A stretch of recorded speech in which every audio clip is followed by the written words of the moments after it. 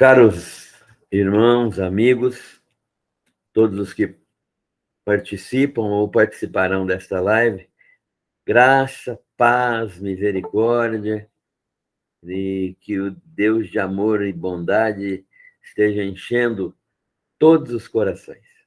Nós vamos estudar hoje a palavra do Senhor em Filipenses, carta que Paulo escreveu aos crentes da cidade de Filipos, que foi a primeira cidade europeia a ser evangelizada pelo apóstolo Paulo. Paulo e Silas estiveram lá e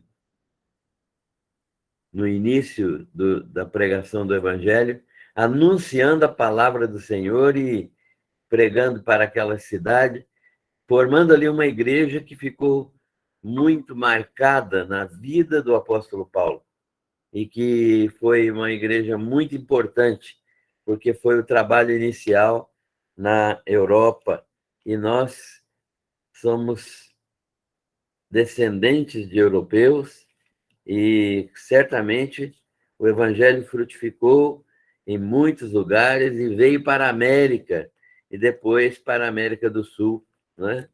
Onde atingiu primeiramente o Brasil e depois outros países. Então, nós, de algum modo, estamos ligados a esta igreja de Filipos. E nós queremos agradecer a participação de todos. Nós vamos ler o texto bíblico de hoje, que está no capítulo 1 ainda, né? É o quarto estudo no capítulo 1. Nós vamos ler o capítulo 1, então, dos versículos 27 até o 30. São 4 versículos apenas. E nós vamos meditar neles nesta oportunidade. Filipenses 1, de 27 a 30. Filipenses 1, de 27 a 30.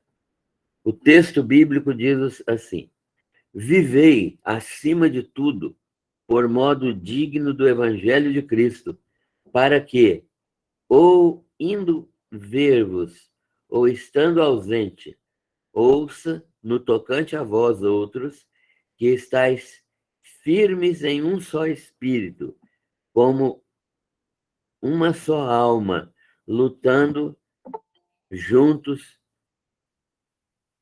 pela fé evangélica, e que em nada estáis intimidados pelos adversários, pois o que é para eles a prova evidente de perdição é para vós outros de salvação, e isso da parte de Deus.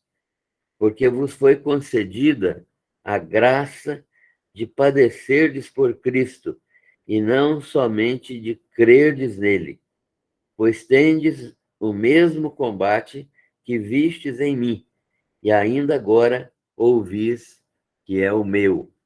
Que Deus abençoe esta palavra dele no nosso coração. Vamos orar. Pai, nós agradecemos ao Senhor pela oportunidade de estarmos estudando tua palavra nesta tarde. Louvamos o teu nome pelas pessoas que já estão participando e por todos aqueles que verão pelo YouTube esta mensagem. Nós te agradecemos pela certeza de que o Senhor está falando conosco nesta tarde e que o Senhor vai nos despertar para uma vida de retidão, de alegria, de gozo na tua presença. Obrigado por todas as participações. Obrigado, Senhor Deus, pela vida do apóstolo Paulo, de Silas, dos crentes de Filipos. E obrigado pelas ligações que nós nem sabemos que existem entre nós. Nós louvamos o teu nome, bendizemos a pessoa bendita do Senhor Jesus e te agradecemos por todas as bênçãos. Em nome de Jesus, amém. Muito bem, estamos diante do texto curto, né? São 4 versículos apenas, mas nós vamos meditar exatamente nesta oportunidade, nas bênçãos que a igreja de Filipos recebeu e aquilo que Paulo está dizendo a eles nessa condição. Lembrando o contexto histórico que Filipos era uma igreja que estava, nessa época da carta, sendo perseguida. Havia 10 anos já de existência da igreja e a igreja ainda estava sendo perseguida. 10 anos depois da sua fundação, a igreja ainda estava sendo perseguida lá em Filipos. E Paulo também estava sendo perseguido, estava preso em Roma. Então, era uma situação de perseguição dos dois. Tanto a igreja de Filipos estava sendo perseguida, quanto Paulo estava sendo perseguido, estava agora preso em Roma por causa daquilo que ele era acusado, injustamente acusado, né? Ele era acusado de sedição contra Roma e é, de traição para com os judeus, né? Para com o judaísmo. Então, essa situação era uma situação semelhante. Paulo está escrevendo à igreja em Filipos e demonstra por eles seu amor, a sua gratidão e como esse amor e essa gratidão redundam em louvor a Deus, redundam em glórias ao Senhor, em louvor a Deus. Então, Paulo está escrevendo a carta aos Filipenses e manifestando ali o seu amor por eles, a sua gratidão pela vida dos filipenses e por todas as bênçãos que ele recebeu por meio dos filipenses, bênçãos inclusive financeiras.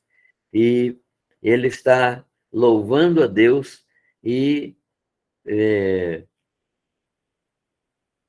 certo de que Deus está sendo glorificado, né? Isso redunda, então, em louvor a Deus e redunda também em progresso do Evangelho. Nós vemos, então, como Paulo está sendo usado e os filipenses também para que o Evangelho progrida. Esse era um dos objetivos de Paulo, ver o Evangelho progredindo, crescendo, se desenvolvendo no mundo inteiro. Dessa cooperação entre Paulo e os filipenses, Paulo agradece, porque desde o primeiro dia, ele fala, né? Essa cooperação é desde o primeiro dia, isto é, desde o dia em que ele chegou pela primeira vez em Filipos, quando Lídia, aquela vendedora de púrpura, foi convertida, e ela, no mesmo dia da sua conversão, já ofereceu a sua casa ao apóstolo Paulo e a Silas, para que eles usassem ali a casa como ponto de referência da pregação do evangelho na cidade de Filipos. Então, deste modo, Paulo exalta a cooperação dos filipenses desde o primeiro dia. E desde o primeiro dia, então, surgiu esse forte relacionamento de comunhão, de mútua intercessão, Paulo orando pelos filipenses e os filipenses orando por Paulo, essa mutualidade no relacionamento, de comunhão, de mútua intercessão e de participação na obra do apóstolo pela contribuição, foi algo que chamou a atenção de Paulo em relação aos filipenses, né?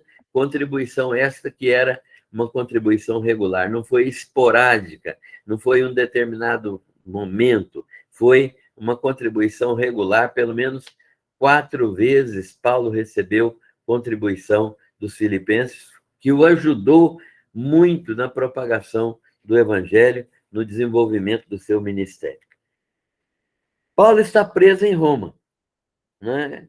Mas isso não quer dizer que o evangelho esteja preso. Ele está preso em Roma, e isso não quer que ele não quer que esta situação dele preso em Roma seja uma situação que entristeça os filipenses. Ele não quer produzir tristeza nos filipenses. Pelo contrário, ele quer que eles sejam alegres, pois o evangelho não está preso. Paulo diz isso aos filipenses, né? Que ele está preso em Roma, mas o evangelho não está preso. O evangelho que ele prega está livre, solto. Ele prega aos soldados que o vigiam, não é? E todos os dias, pelo menos 4 soldados vigiavam Paulo, não é? Em turnos de 6 horas. Então, pelo menos a 4 soldados diariamente, Paulo pregava o evangelho. Por isso, ele está dizendo que o evangelho não está preso. Ele sabe conviver com sofrimentos. Paulo aprendeu a conviver com sofrimentos e, por causa dos crentes e das igrejas que ele fundou, ele tem a disposição de permanecer neste mundo sofrendo e vivendo aqui para pregar o evangelho. Ele coloca a seguinte posição: viver para mim é Cristo e morrer para mim é lucro. Por quê? Porque viver para ele era exclusivamente viver para Jesus. Exclusivamente viver para Jesus, pregando o evangelho. Então, viver é Cristo. E o morrer é lucro. Por quê? Porque se ele morresse, ele estaria imediatamente com o Senhor Jesus, que era o seu grande amor, o grande amor da sua vida. Então, ele está dizendo que ele poderia morrer, que ele ficaria muito feliz. Mas, por amor ao evangelho e pela necessidade das igrejas e da evangelização ainda de muitas pessoas, ele está desejando ficar neste mundo aqui, mesmo sabendo que estar com Cristo é melhor do que ficar aqui. Mas ele quer fazer a vontade do Pai, quer fazer a vontade de Deus. Então, ele diz que ficar aqui é por amor aos crentes, é por amor à pregação do Evangelho. A sua disposição é única. Paulo tem uma disposição única. Ele quer que, partindo do mundo ou permanecendo aqui, seu Senhor Jesus Cristo seja glorificado na sua vida e o seu nome seja conhecido no mundo inteiro. Isso é o que Paulo deseja, né? Tanto faz para eles ficar aqui ou não, ele quer que o evangelho seja pregado no mundo inteiro e ele se submete ao Senhor Jesus para ficar aqui pregando o evangelho, mas desejando estar com Cristo, que era para ele muito melhor. Então, Paulo está, desta maneira, manifestando aos filipenses a sua grata memória daqueles filipenses, né? E no texto de hoje, nesse texto que nós acabamos de ler, encontramos Paulo orientando os crentes. Primeiro, orientando os crentes a quê? A viver a vida deles, a vida de crentes, antes e depois do evangelho, do mesmo modo, né? O que ele quer é que os crentes vivam a vida cristã do mesmo modo que eles aceitaram Jesus. Então ele diz assim: vivei acima de tudo por modo digno do evangelho. Ou seja, Paulo está querendo que os crentes vivam de maneira agradável a Deus. Então ele contrasta a vida dos crentes de Filipos antes e a vida dos crentes de Filipos depois do evangelho. Ele então diz o seguinte para eles: vivam do mesmo modo, no mesmo espírito, e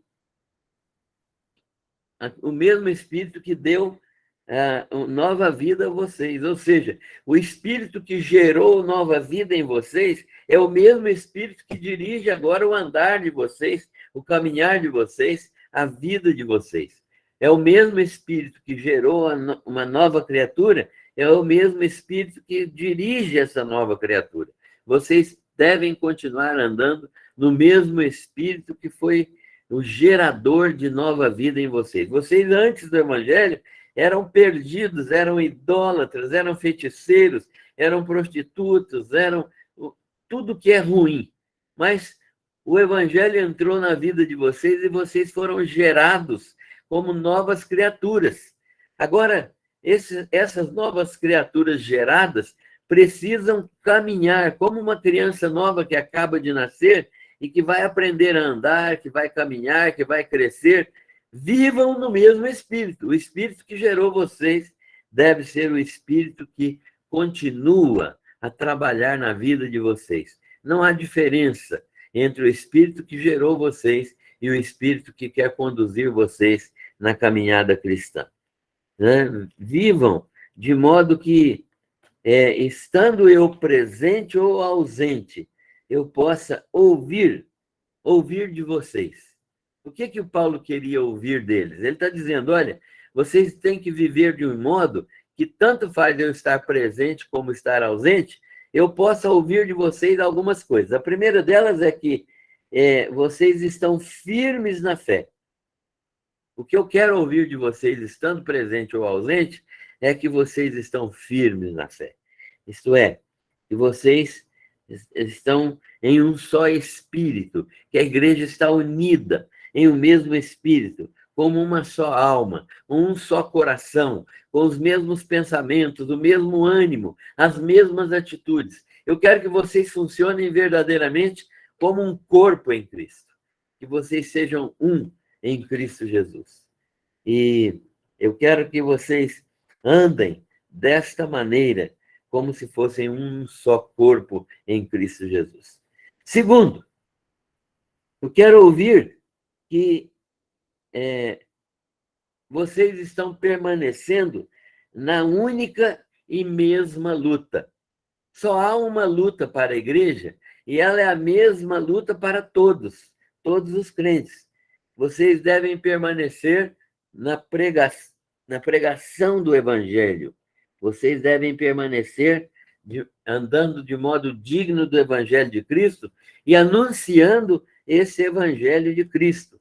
Portanto, é desta única e mesma luta, nesta única e mesma luta, que eu quero encontrar vocês ou ouvir que vocês estão andando desta maneira, pela fé evangélica, não é pela fé no Senhor Jesus Cristo. Vivei, então, sem estarem intimidados. Não tenham medo de nada. Vocês devem continuar vivendo sem medo algum. Não sejais intimidados, Paulo fala com eles, né? Não sejam intimidados. Em nada estáis intimidados pelos adversários. Ou seja, os adversários vão continuar insistindo, vão perseguir, mas vocês devem continuar firmes, em nada intimidados, sem temor algum, porque Deus está velando por vocês, Deus está junto com vocês. Então, pela fé evangélica, né, vocês devem permanecer firmes, nada intimidados pelo adversário. Eles se encontram numa situação dramática, os adversários. Eles se encontram numa situação difícil. Qual é a situação dramática dos adversários? Pelo fato deles estarem perseguindo o Evangelho, eles já estão perdidos. Eles estão na perdição. Então, não se assustem com eles, porque eles já estão na perdição. Eles estão nessa situação dramática que é a perdição. A oposição ao Evangelho determina finalmente o seu destino eterno. Quando, então, uma pessoa se opõe ao Evangelho, ou muitos se opõem ao Evangelho, perseguindo os crentes, eles já estão determinando a sua posição eterna. Eles estão demonstrando que são incrédulos, perdidos, e isso significa que eles estão determinando finalmente a sua posição eterna, que é perdição, não é? Que é julgamento final e serem lançados no inferno. Mas para vocês é o contrário. Se os perdidos, aqueles que são inimigos do evangelho, estão demonstrando a sua perdição, vocês que são crentes em Jesus Cristo estão demonstrando que a persistência na luta, mesmo sob perseguição, sob pressão, determina que vocês receberam salvação de Deus, ou seja, vocês já são salvos. Por quê? Porque só um salvo persevera na perseguição. Não é a perseverança na perseguição que traz salvação, mas o salvo há de perseverar na perseguição. É isso que acontece com vocês, e isso me deixa muito feliz, disse o apóstolo Paulo, né? Vocês persistirem na perseguição demonstra claramente que vocês já estão salvos por Deus em Cristo Jesus. Então, Paulo está demonstrando que os crentes de Filipos devem viver de maneira agradável a Deus, de maneira a demonstrar a presença, os efeitos do Evangelho em suas vidas. Agora, será que Paulo está fazendo apologia do sofrimento? Será que Paulo está fazendo defesa do sofrimento? Apologia significa valorização do sofrimento, significa defesa apaixonada do sofrimento, ou o Paulo está falando apenas da graça das provações em Cristo Jesus, com Cristo? O que é que Paulo está falando aqui? Primeiro aspecto aqui que chama atenção é que na igreja se cumpre o resto das aflições de Cristo. Paulo fala disso nos Colossenses, no capítulo 1, no versículo 24, que eu vou ler agora para os irmãos, que diz o seguinte: agora me regozijo nos meus sofrimentos por vós e preencho o que resta das aflições de Cristo na minha carne, a favor do seu corpo, que é a igreja. Paulo está dizendo que os sofrimentos dele pela igreja preenchem o resto das aflições de Cristo, significando que o corpo de Cristo padece pelo evangelho, não é? Porque nós somos o corpo de Cristo, então o mesmo sofrimento que Cristo padeceu pelo evangelho, morrendo na cruz, nós também podemos padecer na pregação e vivência do evangelho. Então, na igreja, segundo o apóstolo Paulo, se cumpre o resto das aflições de Cristo. Meus irmãos, isto significa que a igreja vai sofrer. Isto significa que o sofrimento é inerente à vida da igreja. Isto significa que nós jamais ficaremos livres do sofrimento. Essa pregação que não é bíblica, de que os crentes nasceram para ser vitoriosos, no sentido de não ter sofrimento, no sentido de ter só riqueza, no sentido de passar bem por todas as situações, de não sofrer em tempo algum, esta pregação não é bíblica. Ela não é bíblica. Ela é tirada da Bíblia, mas ela é tirada de um modo errado, de uma hermenêutica impura, imprópria, imperfeita. Essa hermenêutica que faz com que pareça que os crentes não podem sofrer. Paulo diz o contrário, Pedro diz o contrário. O apóstolo Pedro, na sua carta, na primeira carta, no versículo 2, no capítulo 20, fala que nós sofreremos com Cristo. Os próprios apóstolos sofreram, todos eles foram martirizados, exceto João, todos eles foram mortos. Então, até hoje, a igreja sofredora está aí, a igreja russa, a igreja africana, a igreja muçulmana, a igreja chinesa, os irmãos estão morrendo lá por causa de Cristo, né? Muitos crentes estão morrendo, vão começar a morrer em Cuba e na Venezuela. Então, nós precisamos entender que os sofrimentos fazem parte da vida cristã. Por quê? Nós vamos mostrar por quê dentro de poucos instantes. Então, não há apologia do sofrimento, não há defesa do sofrimento no sentido de valorizar o sofrimento. O sofrimento é ruim, o sofrimento é ruim, mas ele existe, está presente no mundo e ele faz parte das nossas circunstâncias e nós não temos condições de evitá-lo. Né? Nós temos que passar por ele de uma maneira heróica, fiel, sabendo que Jesus Cristo está conosco no meio do sofrimento. Segundo aspecto, Paulo está dizendo, vocês são privilegiados porque foram chamados a sofrer por Cristo.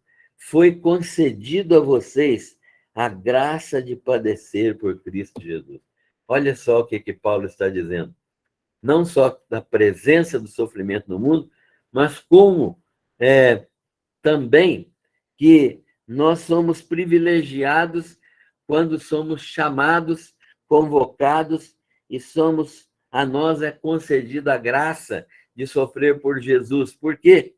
Porque isso significa que nós estamos tendo oportunidade de manifestar o nosso amor por Cristo e de glorificar o seu santo e precioso nome. Então, Paulo está dizendo que os filipenses eram privilegiados porque foram chamados e aí eles foi concedido a graça de padecer por Cristo Jesus. Então, Paulo está ensinando que os filipenses têm que se alegrar, né? E no sofrimento. Não por causa do sofrimento. Não, a gente não alegra por causa do sofrimento, da dor, da limitação. Não é isso. Mas nós nos alegramos em passar por Cristo, né? Nesse sofrimento. Passar no sofrimento por amor a Cristo. Esta oportunidade é que é maravilhosa de demonstrarmos amor por Cristo no sofrimento. Paulo ainda diz que vocês têm me alegrado muito. Paulo, né, falando aos filipenses. Vocês têm me alegrado muito. Por que vocês têm me alegrado muito? Porque vocês são os meus imitadores. Olha que coisa bonita. Paulo está dizendo, vocês têm me imitado, queridos. Eu tenho sofrido por Cristo, eu tenho marcas do meu corpo de açoites, de naufrágios, de agressões, de apedrejamento, de muitas circunstâncias negativas pelas quais eu passei, frio, sofrimento, dor, mas eu tenho passado por isso de maneira que sempre Cristo está comigo. Cristo estava sempre comigo. E vocês têm me imitado, vocês têm passado também pelos sofrimentos da perseguição, aí em Filipos, e têm se tornado semelhantes a mim na minha prática. Vocês estão glorificando Jesus na vida de vocês, e isso verdadeiramente me alegra muito, porque vocês estão glorificando Jesus na vida de vocês. É maravilhoso ver vocês fazendo as mesmas coisas que eu faço e passar pelas mesmas coisas que eu passo, porque isso significa que vocês estão glorificando ao Senhor. Não é para serem iguais a mim, mas é porque na igualdade a mim vocês estão glorificando o Senhor, nosso Deus. Vocês viram a luta que eu tenho travado pelo Evangelho, diz Paulo, e ainda estou travando esse combate que vocês também têm combatido. Nós estamos no mesmo barco, travando a mesma luta, vivendo do mesmo modo, glorificando o mesmo Senhor.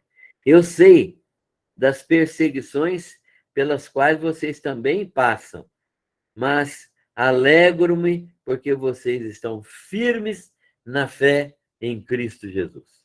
Que coisa maravilhosa, que coisa, que bênção. Um pai espiritual como Paulo, ver esses crentes agindo daquela maneira, ele fica muito feliz com os crentes filipenses. Vocês estão firmes na fé. Quais as aplicações que nós podemos fazer deste pequeno texto, mas tão rico, né? Quais as aplicações que nós podemos fazer deste texto na nossa própria experiência?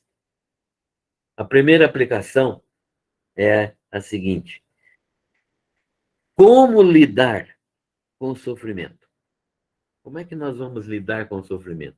Este tema é um tema muito importante, porque o sofrimento é algo de todos os dias. Quem é que não sofre alguma coisa todos os dias, cada dia? Nós sofremos, né? Mas Paulo não está falando do sofrimento que é causado por nós mesmos. Não está falando daquele sofrimento que é causado pelo meu erro, não está falando do sofrimento que é causado pela inaceitação de uma situação, não está falando do sofrimento que é causado por um desentendimento no qual eu sou culpado ou que a outra pessoa é culpada. Não é esse tipo de sofrimento que Paulo está falando. Paulo está falando do sofrimento por Jesus. Então, como cuidar, né? Como lidar com o sofrimento? Como lidar? Como entender o sofrimento, né? Muitos crentes, Jó teve essa experiência, Asaf teve essa experiência. Por que que o ímpio aparentemente passa tão bem, progride, cresce, não adoece, sua família vai muito bem? Por que que o ímpio aparentemente vai bem e o justo aparentemente não vai bem, né? Que coisa, que paradoxo é esse? Paulo está falando, olha, vocês precisam entender o sofrimento e precisam entender e aceitar o sofrimento e saber lidar com o sofrimento. Primeiro de tudo, nós temos que ver que há duas tendências no nosso meio para lidar com o sofrimento. A primeira delas é a apologia do sofrimento. O que significa isso? Apologia do sofrimento. É agir valorizando o sofrimento. Valorizando o sofrimento. Como assim? Como se ele tivesse um efeito salvífico, como se ele tivesse um efeito perdoador de pecados. Quanto mais eu sofrer, mais purificado eu serei. Né? Tem gente que pensa assim. No catolicismo romano também existe um tipo de pensamento semelhante.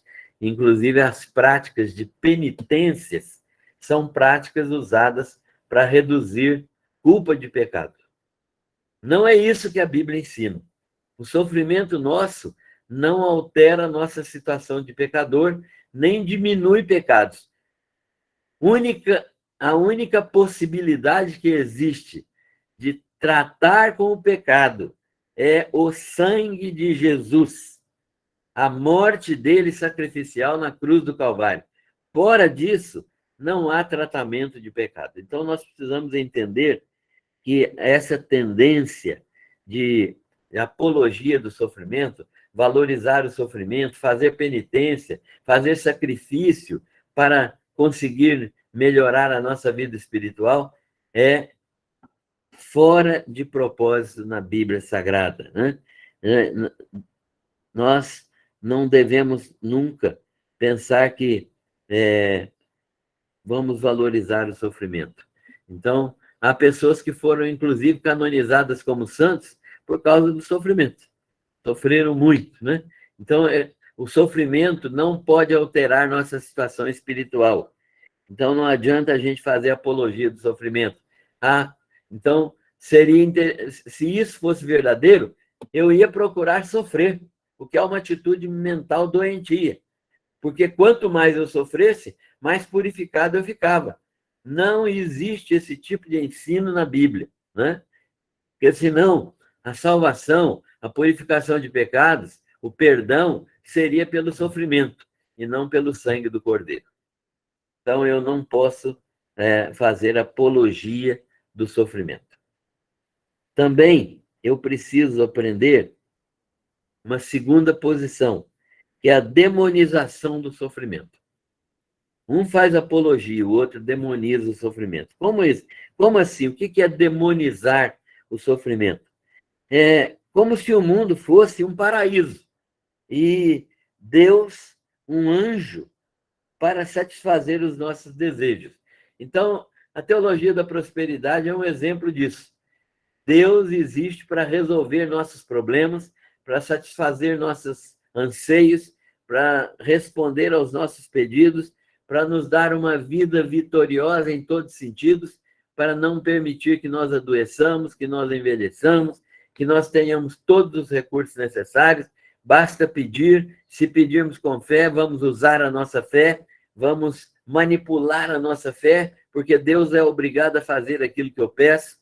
Meus irmãos, isso é o que prega a teologia da prosperidade.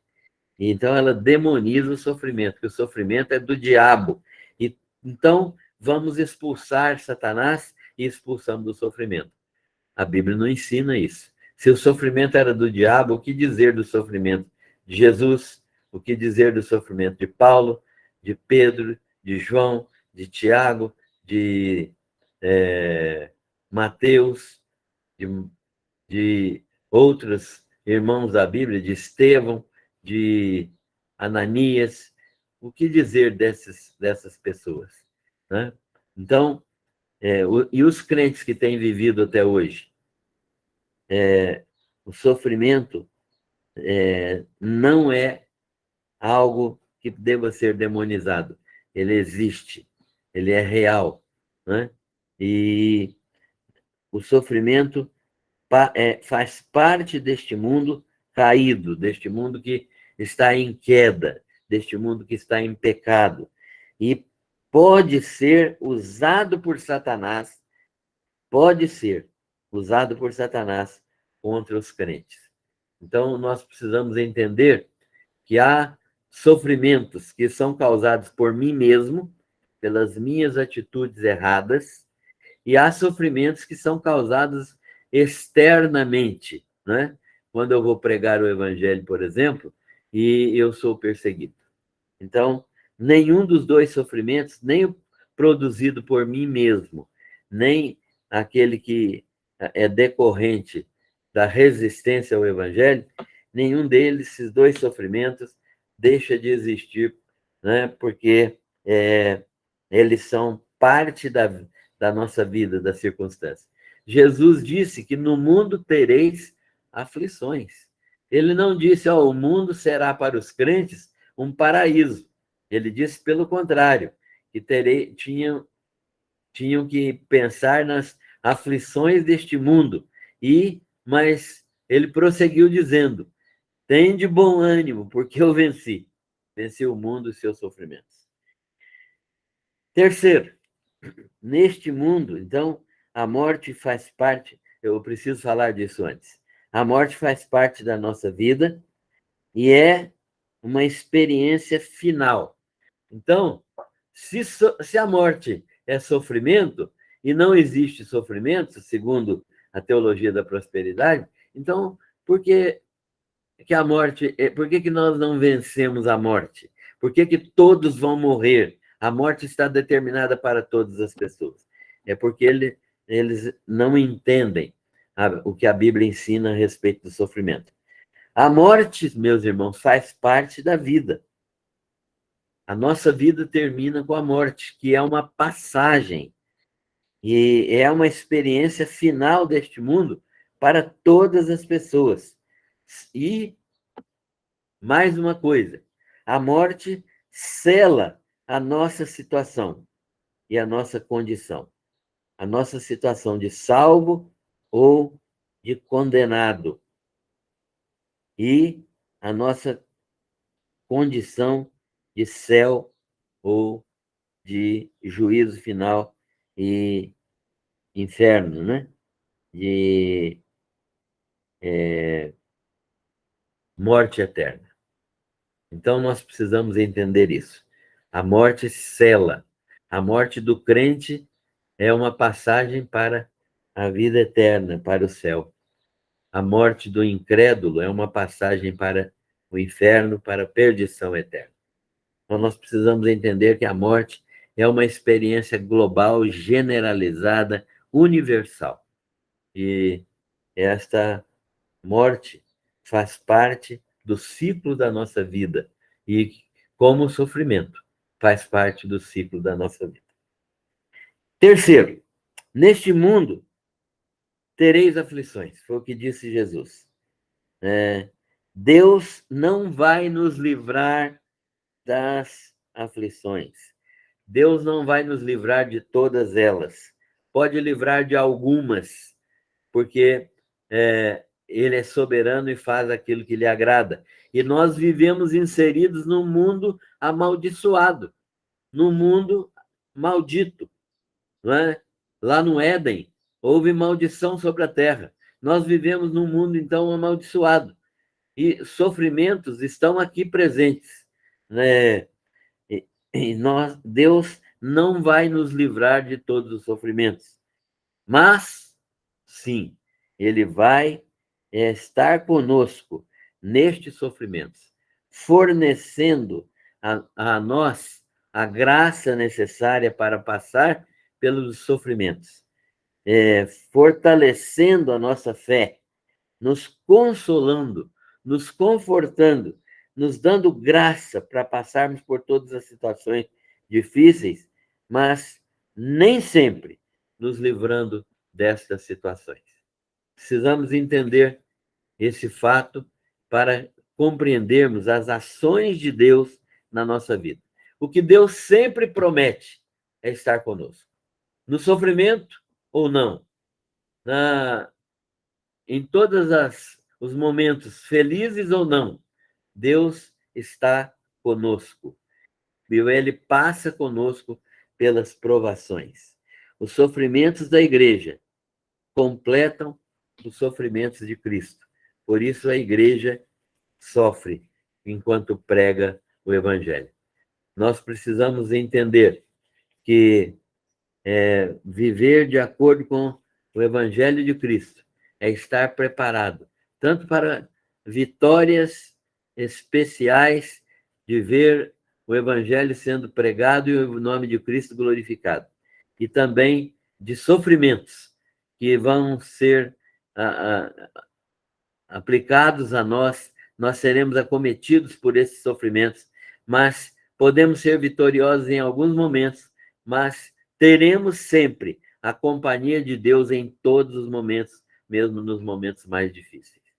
Que o Senhor, misericordiosamente, nos abençoe, para que nós compreendamos que Ele está conosco todos os dias, até a consumação do século, e que é maravilhoso poder contar com Ele no testemunho do Evangelho, e que sofrer por Cristo traz glórias, traz galardão, traz justa avaliação de Deus para a nossa vida, né? Sofrer com Cristo produz, então, eterno peso de glória para nós, que depois será transferida por nós mesmos para o Senhor Jesus, o legítimo autor de todas as obras que nós fazemos.